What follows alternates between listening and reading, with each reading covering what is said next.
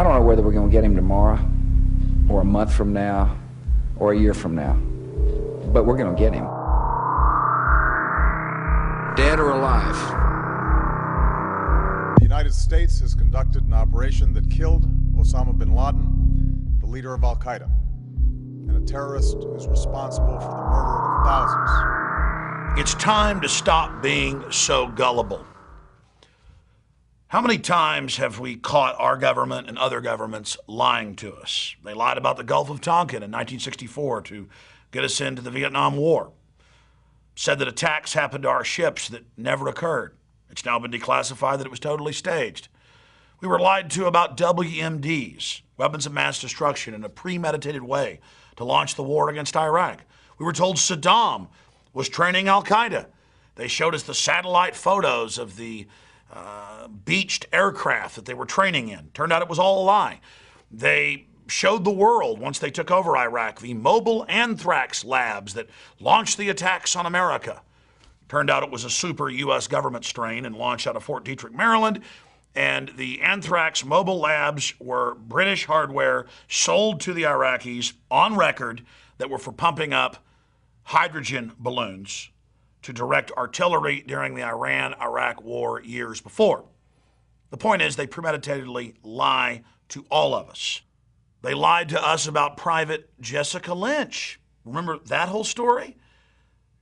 She didn't fight valiantly in the resupply convoy. It was the men that did, but they wanted to have a PR stunt to get women to join the military, so they said the men cowered while she got up there like Audie Murphy machine gunning the Iraqis. Turns out she cowered in the vehicle. The Iraqis took her to the hospital, and then the Iraqi military pulled out as the U.S. took over. The Iraqi doctors went, do you remember all this? To the U.S. forces, said, we have some of your people here, please come. And they got Jerry Bruckheimer on the phone, the Pentagon did, the famous director of Black Hawk Down, and said, over satellite feed, help us script saving her from enemies.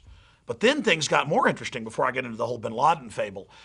Members of her unit started talking to the press saying she cowered in fear and none of this was real, so they started dying in car wrecks and being shot in the head.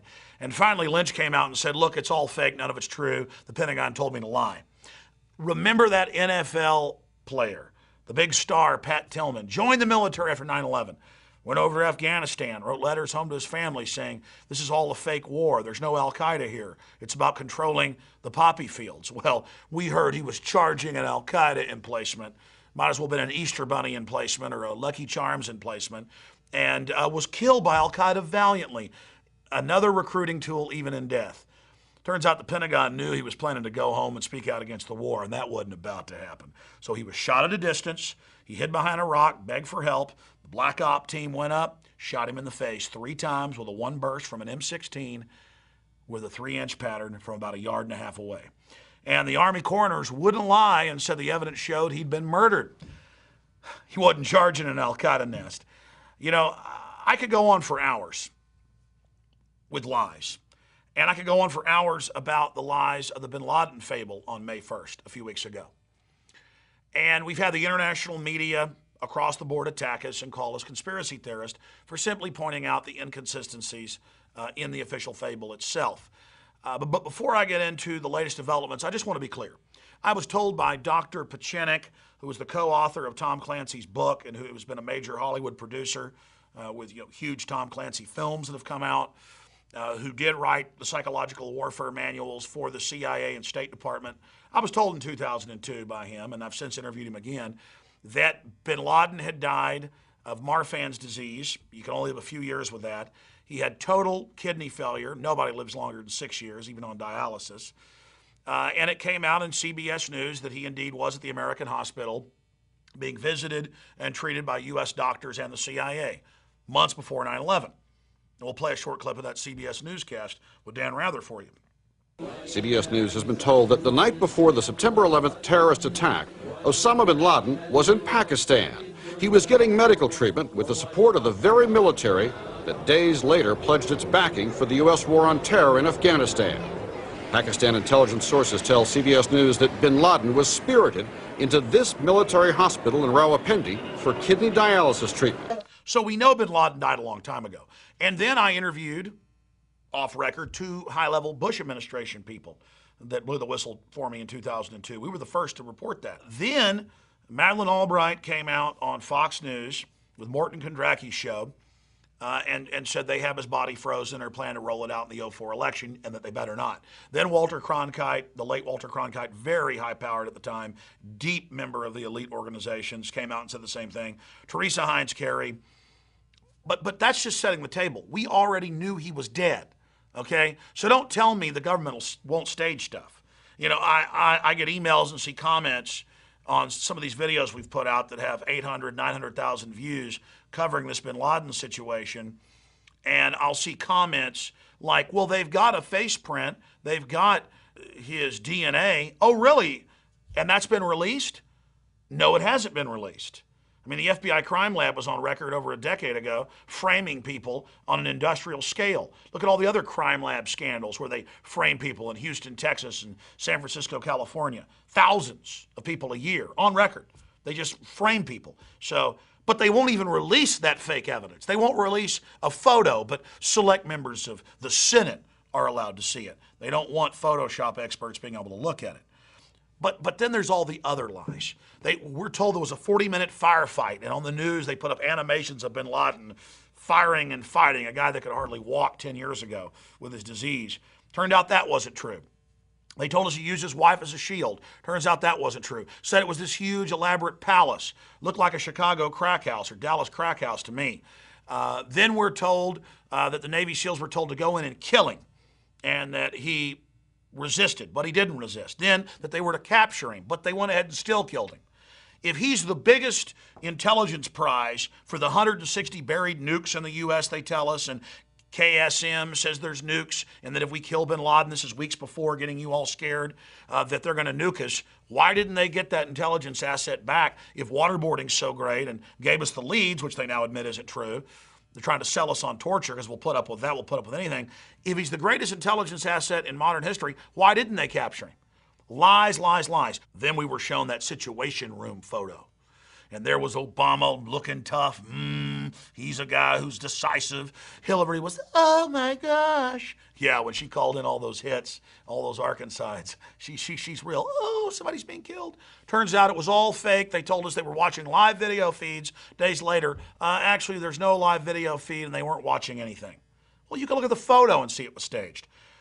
The way they rolled out the terror alerts 2 weeks before, the way they started rolling out that, oh, you're going to have presidential warnings on your cell phone, and the government's going to break in at telescreens at malls and Walmart, and we've got to warn you. And then when they killed him, they told us, now the terror attacks are much worse. We've got to take all your rights and have TSA-trained goons at bus stations, train stations, on the streets. They're going to hit us. It's all over. Give your rights up. Government wants to take care of you. Don't be mad about the banker bailouts. Don't be mad about the depression. Believe the government. We're not even in a recession. Unemployment's only 9%. Even 60 Minutes admits 22%. So does every other major economist worth their salt. We live in a total system of lies. Then I see all the big mainstream news articles saying, oh, what's Alex Jones going to do now? They've released 5 videos captured in the compound. And all of the, quote, new videos but one, and we've written articles about this and show the still images side by side, are previous bin Laden videos that were released many years ago. And notice he never ages. And we have the CIA admitting last May that they have released fake bin Laden videos before in the Washington Post. So we have a government that lies to us constantly, admits they've made fake bin Laden videos. We get the 5 new videos, and they're all recycled videos. And so folks wouldn't notice that as much, because all they did was change some of the color tint on it in the chroma controls of the video editor. They didn't release audio on the new ones, because you can even watch the lips move with the old videos. It's not just the same old video, it's the same audio. So they didn't release that. That's how lazy they are. That's how stupid they think you are. Lie after lie after lie after lie after lie in your face to sell you this. And it's not just of the 5 videos that 4 of them are old recycled videos. It's not just that they didn't just release fake videos years ago. They also released re-edited real clips of bin Laden from 99, 2000 saying that they were new. They've been caught over and over doing this. No, a known front group for U.S. intelligence run by the daughter of a top Israeli spy, the SITE group, affiliated with the Intel Center that's been caught putting out fake bin Laden and Al-Qaeda and Adam Gaddan videos before, comes out with the so-called new videos and confirms that, yes, Al-Qaeda agrees with Obama. They did kill bin Laden.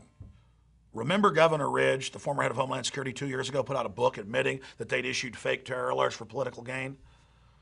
That's all the new terror alert system is about. That's all the calls for domestic internal passports are for, and now expanding the TSA to all transportation. This is a total takeover of our society, while the crooks that run Washington are selling us out to the big mega banks that have stolen $27 trillion and counting, mainly foreign banks. They're busy telling us to submit to their corruption and oppression, or the bad men wearing the scary turbans and beards are going to get us. This is nothing but pure theater. The videos are fake. They've been released by groups that openly are on the payroll of the Pentagon and who have been caught putting out disinfo before. The one video that is new is bin Laden from the side watching himself on TV. And this all coming from a system that has been caught lying over and over again. There are close to 1 million private contractor spies in intelligence now in the U.S. Trillions and trillions of dollars have been spent domestically on homeland security. This is the military-industrial complex creating a market to take over every industry in America and to now come out with no travel, no fly list, where there's no judge, no jury. They just put you on the list and tell you that you can't own a gun if they say, no judge or jury. That's being announced by Rahm Emanuel, Chucky Schumer, all these people. And Amtrak's coming out and saying, we agree, please start searching everybody, make people get government permission to even be able to get on a train. This is the Reichstag 2.0. And this was done as a desperate kickoff for Obama's re-election campaign that they've kicked off so he can carry out the globalist agenda. In closing, I want to go to the heart of the matter. We've seen White House advisors, former Clinton advisors like Robert Shapiro, openly write articles for the Financial Times of London and other publications. We've seen neocon writers in big syndicated columns talk about how much we need a new 9/11 to expand the empire and the domestic crackdown so the political ruling class can continue their criminal activity. They know they're in trouble. They know they've committed all these crimes and stolen all this money. So they need this supposed outside threat, so we'll stand down and let them take over our lives. This is all a trial balloon, this bin Laden rollout to stage new terror attacks. As they've told you, more liberty has to be given up now that the terror leader's supposedly been killed. And terror attacks are imminent, including nuclear. Now, whether they go ahead with the new false flag staged event or not, it's a psychological form of terrorism. Do what we say or bad things are going to happen. Like Luigi in the old mafia days saying, I'm not going to burn down your family grocery store in New York, but you better pay me protection money, because if you pay me, I'll stop those that will. And then if you don't pay him the protection money, he lets his cousin, Fredo, a.k.a. Osama bin Laden, the known admitted CIA asset, come burn down your grocery store. Or at least he says his cousin did it. It's very simple. And they are test marketing right now massive new stage terror attacks to use this whole Homeland Security grid against the American people. Remember, 2 years ago, law enforcement, FBI, federal marshals, state police sent me Homeland Security reports, state police reports, where 90+% of all anti-terror training is for Ron Paul supporters, in the fetters, people that want the Second Amendment, those that want to control our borders, people that want American sovereignty and are against this outside banking cartel takeover. It's that simple. So they're getting ready to stage new terror. They are testing you to see if they can get away with this. So please warn everyone you know, because this republic is in deep trouble. And the terror threat is a manufactured threat to menace the people. I'm Alex Jones. Don't give up your liberty. The spirit of 1776 can save this republic. Thank you for watching. Visit Infowars.com and PrisonPlanet.com. When you're on the site, you can also tune in 24 hours a day to my daily radio broadcast. There's also a free iPhone app to listen to the syndicated radio show when and where you want.